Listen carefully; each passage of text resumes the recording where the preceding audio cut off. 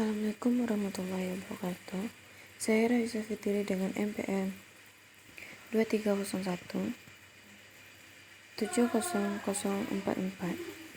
Saya akan menghitung algoritma dalam sistem pencatutan ulang FGFS.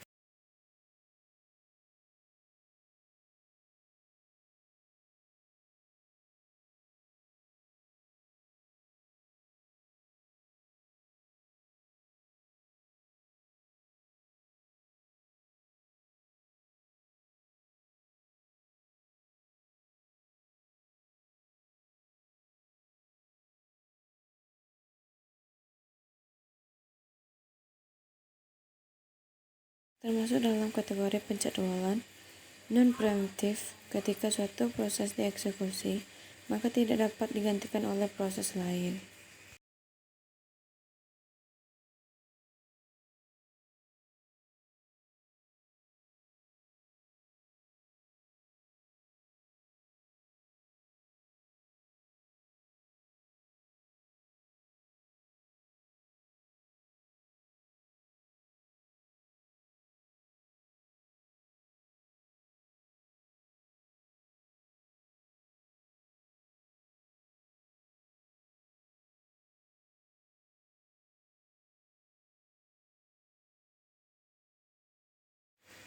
Ketentuannya, setiap proses dieksekusi sesuai dengan urutan kedatangan atau arrival time, dan dieksekusi sesuai dengan waktu eksekusi yang dibutuhkan adalah burst time. Dan kita akan membuat tabel proses terlebih dahulu.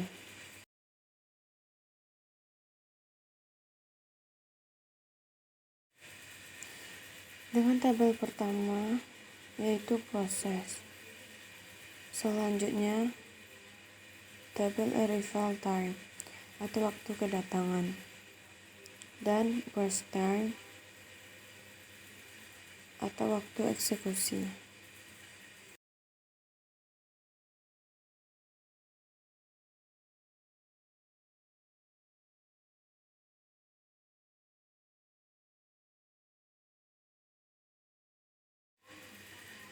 Pada kolom pertama, P1, P2, P3, dan P4.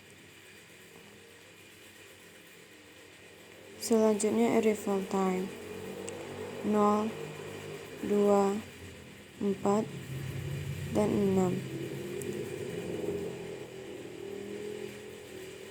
Dan selanjutnya burst time atau waktu eksekusi dengan 4, 5, 2, dan 7. Dan kita akan membuat ganjel untuk menggambarkan alur proses saat eksekusi. Pertama yang akan kita eksekusi adalah P1, yaitu arrival time-nya 0, yang belum ada proses lain di belakangnya. P2 dengan arrival time 2 sama dengan waktu kedatangan, dan P3 dengan arrival time-nya 4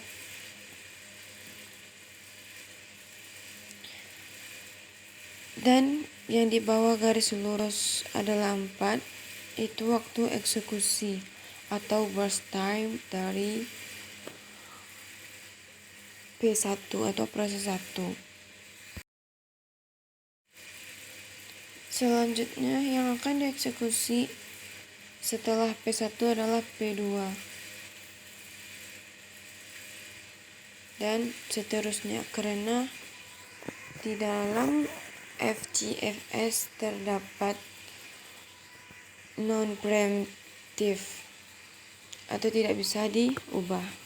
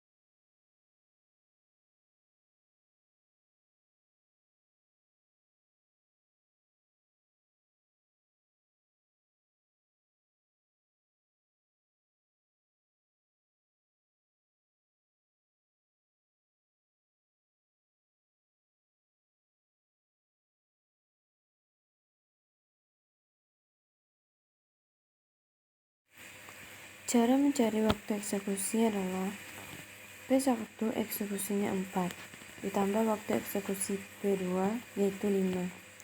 Jadi waktu eksekusinya adalah 9. Waktu eksekusi ditambah dengan waktu eksekusi selanjutnya sampai ke P4 yaitu 18.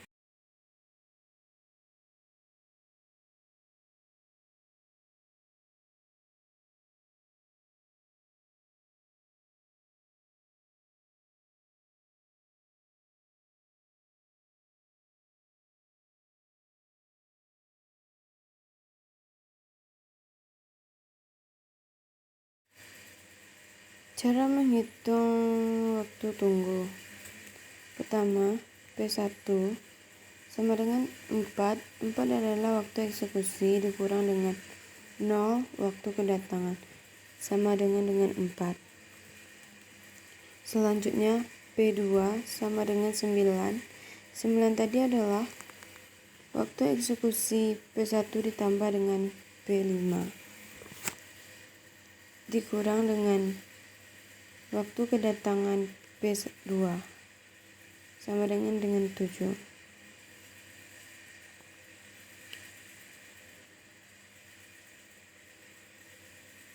P3 waktu eksekusinya adalah 11 dikurang dengan 4 sama dengan 7.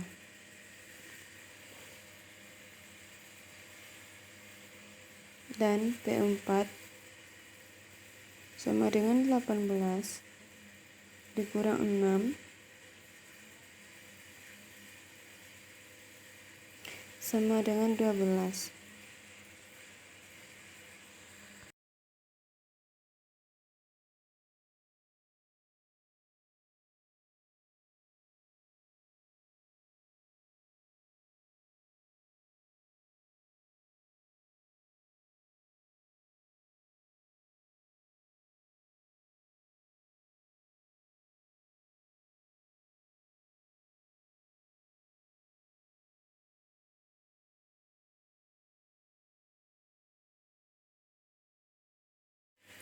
Jadi hasil dari menghitung jenis algoritma dalam penjadwalan FGFS adalah 30. Saya akan melanjutkan menghitung algoritma dalam sistem penjadwalan SJF. SJF merupakan penjadwalan proses di dalam sistem operasi yang mengutamakan penyelesaian proses dengan waktu eksekusi terpendek terlebih dahulu, di mana sifatnya berbanding terbalik dengan FJFS, yaitu preemptif. Ketika suatu proses dieksekusi, maka dapat diganti atau diubah oleh proses lain. Langkah-langkahnya sama dengan membuat penjadwalan FJFS, hanya berbeda cara membuat Gantt chart saja.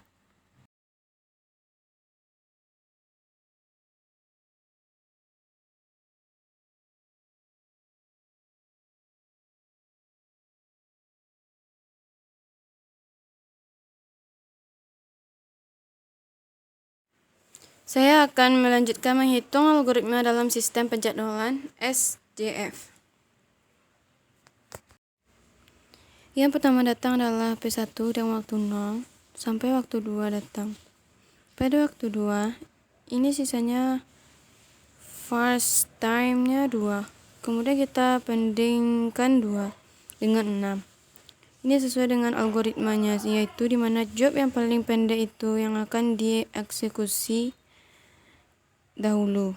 Maka P1 yang akan dieksekusi terlebih dahulu. Dan ini hasil dari satu satuan waktu SJF yang mana lama proses dikurang dengan waktu masuk. Assalamualaikum warahmatullahi wabarakatuh. Perkenalkan, saya Raisa Fitri dari Prodi Teknologi Informasi dengan NPM 2301 170044.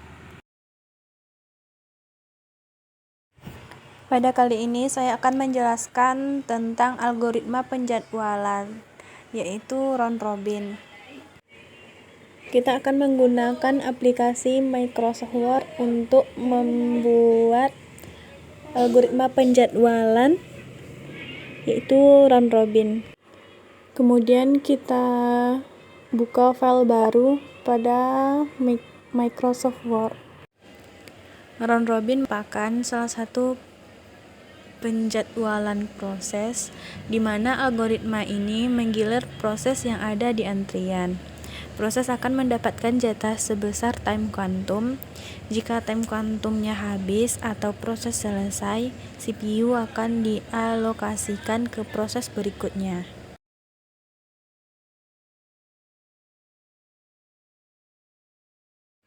Kemudian kita membuat 3 tabel dengan proses, waktu masuk, dan lama proses. Pada proses pertama, waktu masuknya 0, lama prosesnya 3. Proses kedua, waktu masuknya 4, lama proses 7. Proses ketiga, waktu masuk 6, lama proses 4. Proses keempat, waktu masuk 8, lama proses 5. Dan proses kelima, waktu masuk 10, dan lama proses 3. Tahap selanjutnya yaitu pembuatan garis untuk menentukan waktu selesai pada proses round robin.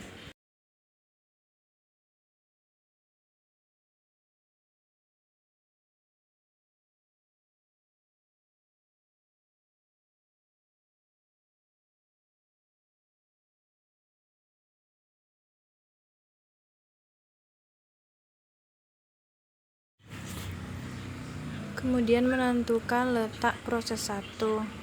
Letak proses 1, waktu masuknya 0, berarti proses 1-nya terdapat pada angka 0. Proses 2, waktu masuknya 4, kemudian proses 2-nya terdapat pada angka 4. Proses 3, waktu masuknya 6, proses 3 terdapat pada angka 6, begitupun selanjutnya.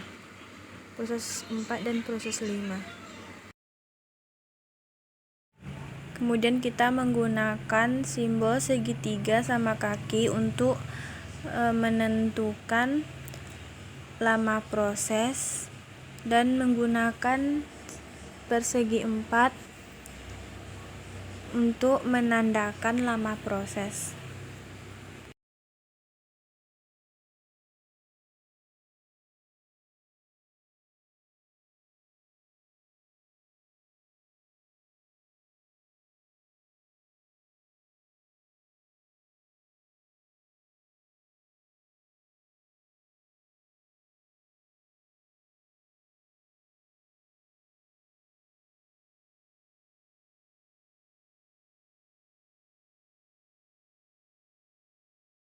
Langkah selanjutnya yaitu menghitung waktu tunggu pada algoritma penjadwalan round robin. Caranya, proses sama dengan waktu selesai dikurang lama proses dikurang waktu masuk. Di mana proses 1 dengan waktu selesai 3, lama proses 3, dan waktu masuk 0. Proses 2, waktu selesai 22, lama proses 7, dan waktu masuk 4. Proses 3, dengan waktu selesai 12, lama proses 4, dan waktu masuk 6. Proses 4, waktu selesai 17, lama proses 5, waktu masuk 8. Proses 5, waktu selesai 20, dikurang lama proses 3, dikurang waktu masuk 10. Untuk menghitung waktu tunggu, hasil proses 1 ditambah hasil proses 2 ditambah hasil proses 3 ditambah hasil proses 4 dan ditambah hasil proses 5. Kemudian kita menghitung tat pada algoritma penjadwalan round robin dengan cara proses dikurang waktu tunggu ditambah lama proses. Proses 1 waktu tunggunya 0 ditambah lama proses 3. Kemudian proses 2 dengan waktu tunggu 11 ditambah lama proses 7. Proses 3 dengan waktu tunggu 2 ditambah lama proses 4. Proses 4 dengan waktu tunggu 4 ditambah lama proses 5. Dan proses 5 dengan waktu tunggu 7 ditambah lama proses 3. kemudian semuanya dijumlahkan.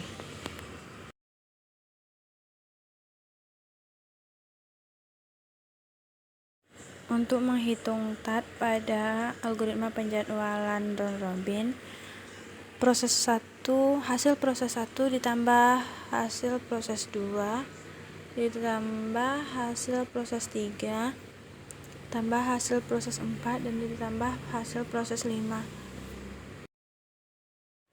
Itulah cara menentukan algoritma penjadwalan pada round robin.